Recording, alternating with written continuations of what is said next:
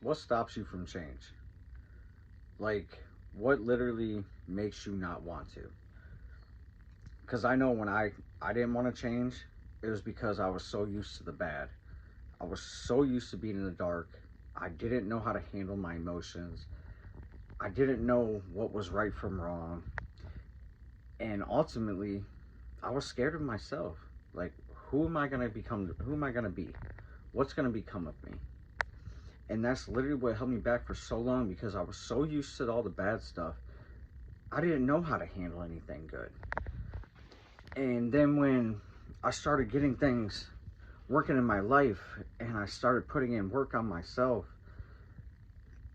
everything was going good.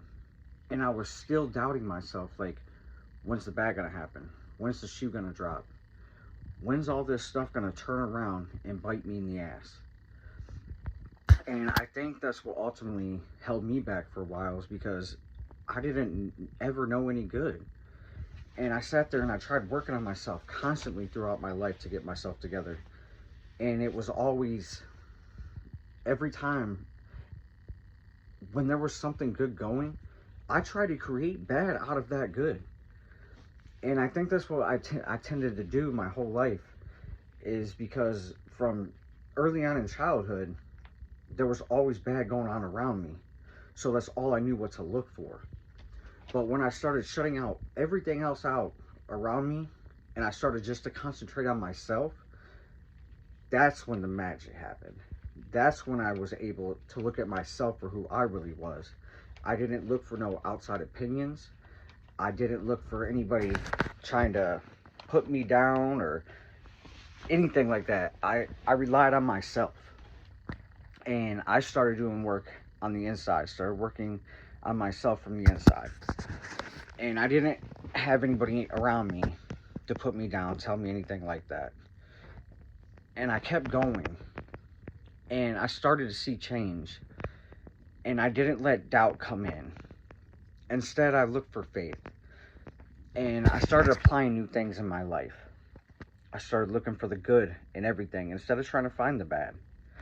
Even if there was bad going on around me, or if there was negative times in my life, I still try to find that one good thing that I can concentrate on that day. And I held on to it. And I kept working every day to make myself better. I dug deep. I let emotions come up when they needed to come up. I worked hard. I concentrated on myself. And some of you guys might call it crazy, but I call it being lucky. I had 6 kids that actually sat there and helped me deal with my emotions, helped me see what I really was, what I was really going through. They helped me deal with my anger, because I would start seeing the little things going on around me, like what I would get mad about, and it would be the stupidest stuff ever. But from them doing that, it made me want to become a better person. It made me want to dig deeper and dissect everything that I literally was holding on to my whole life. And I would sit there and this would come up and I'd look at it as a lesson, like, okay, you know what? I am falling short here. This is what I need to work on. And I'd start applying steps and I'd start dissecting it and turning it into something else. Like, I don't know if you guys ever played the game Operation when you were kids or whatever, but I started looking at it like that. Like, anger would come up. Okay, let's break anger down. Let's see where we stand with our anger. Let's try to work towards this next goal to get our anger lower. Depression would kick in. Okay, well, this is going wrong in my life. This is going wrong in my life. So I would look at everything going right in my life, and it would outweigh that little thing that I thought was making me depressed. And I would start dissecting it there, looking at the positive things, making a positive outcome throughout the day. And then I'd look at, like, my anxiety.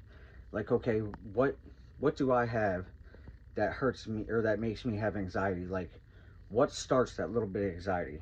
And it would be fear, or it would be something like, you know, going out and talking to new people, because I sheltered myself for so long because of my addiction, or, you know, I wasn't ready to work on myself. So the anxiety would kick in when I go out.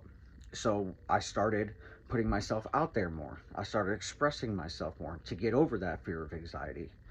You know, it's the little things that we do that make us better every day.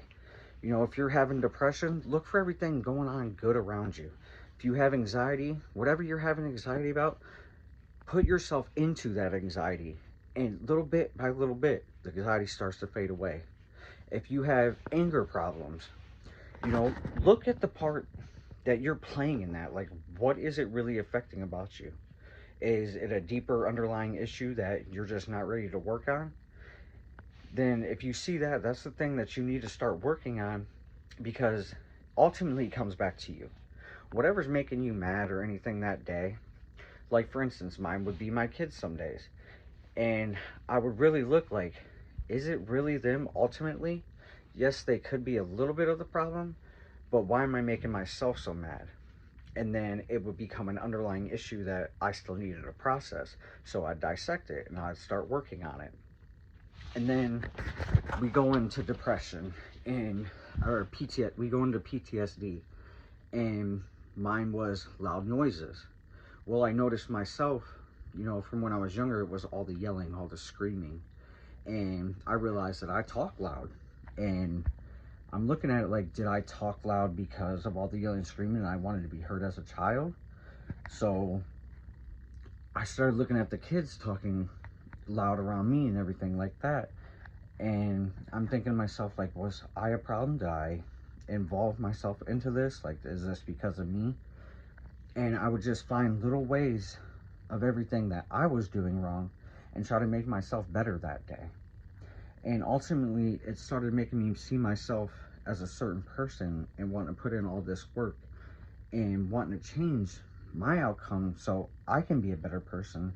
So ultimately, my kids and my family, they can have a better version of me. And it's amazing once you start applying these steps and once you start working on yourself, the things that you change inside, it's like you're a whole new you when you come out the other side. And it's one thing after another that you continue to do to make yourself better on a daily basis. And once you see that, once you see the little bit of progress, it makes you want to work so much more. It makes you want to become a better person every day.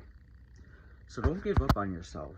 I know it's tough to look at yourself and be like, yeah, I'm the problem. And I know it's tough to be like, okay, well, you know, I wasn't good at this, but what can I do to make it better? We don't always want to look at ourselves, and I get that. I am one of the most understanding people when it comes to that. But ultimately, it does come back onto you. And the more that you look at yourself and the more that you want to change about yourself, the better you're going to be. Things are going to start happening for you. Believe it or not, people even might start liking you. So try it. Try changing yourself. Get a better circle of friends. You know, cut the people off that you need to cut off in your life to make you better and to be a better father or mother to your children. And everything's going to work out. It's going to be scary, but what do you have to lose? Ultimately, what do you have to lose? Only yourself. So try it. I encourage you. It'll be the best feeling that you ever had.